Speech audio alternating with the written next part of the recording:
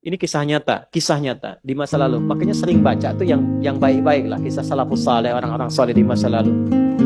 Ada seorang hamba rajin sholatnya. Ini sahih riwayat, sahih. Rajin sholat. Tapi yang menarik tertuliskan, ya, ketika malaikat itu mendapat informasi, yang harus tertuliskan. Ini termasuk bagian dari ahli neraka. Sholat. Perhatikan ya, perhatikan. Ini nanti terkait juga dengan hadis. Kalau Anda baca Al-Arba'in, nomor hadis yang keempat itu, ya, terkait dengan bab takdir.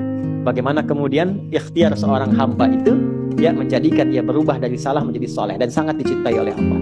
Oke? Maka apa yang terjadi? Bapak Ibu sekalian, tiba kemudian si malaikat itu, ini kisah sahih yang sampai, lalu menyampaikan kasihan pada orang ini, kok kelihatannya ibadah tapi tertulis ahli neraka. Maka disampaikan dengan cara yang Allahu a'lam, apakah menyamar atau bagaimana, tuliskan. Kamu kok terus-terusan sholat? Padahal belum tentu baik di mata Allah. Belum tentu menjadi bagian ahli surga.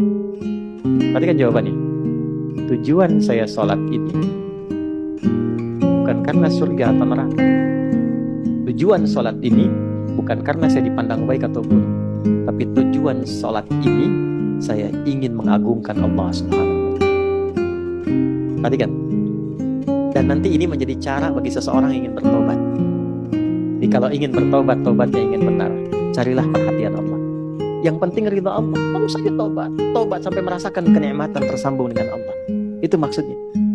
Jadi begitu keluar kalimat itu yang mengguncang arsy, itu yang dijadikan oleh Allah pelajaran bahkan pada alam malaikat untuk mengenal bagaimana rahmat Allah itu diberikan.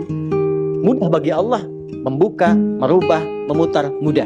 Tapi Allah ingin memberikan pelajaran bahkan di alam malaikat bagaimana kasih Allah diberikan. Begitu kalimat itu muncul, apa yang terjadi? Maka berubahlah di arsy namanya menjadi ahli surga. Ini riwayat sahih. Berubah menjadi apa? Ahli surga. Padahal Allah tuh maha mengetahui, gampang aja tinggal dirubah ahli surga, tidak. Tapi Allah ingin memberikan informasi bahkan di alam langit kepada para malaikat betapa tingginya rahmat Allah memberi kesempatan pada setiap hambanya untuk kembali kepada Allah dalam kebaikan. Dan itu disebut hamba. Karena itu Allah begitu mencintai ketika ada pelaku maksiat, dia pengen taubat, itu begitu dicintai dan statusnya naik lebih tinggi. Ini yang menyebabkan ayat ini turun. Qul ya ibadiyalladzina asrafu ala anfusihim. Ini yang menyebabkan itu menunjukkan rahmat Allah.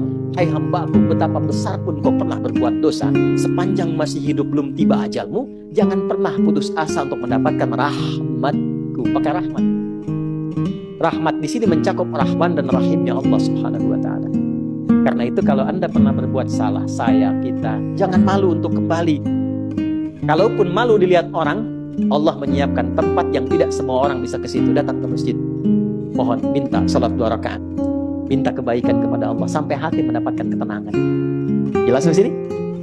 Baik. Dan yang ketiga, ini yang paling juga banyak dimohonkan, ya. 1, solusi. Yang kedua apa? Ampunan dari dosa yang begitu melimpah, ya. Dan yang ketiga, rahmat yang ketiga, kasih sayang yang memudahkan jalan-jalan kehidupan dunia sampai akhirat.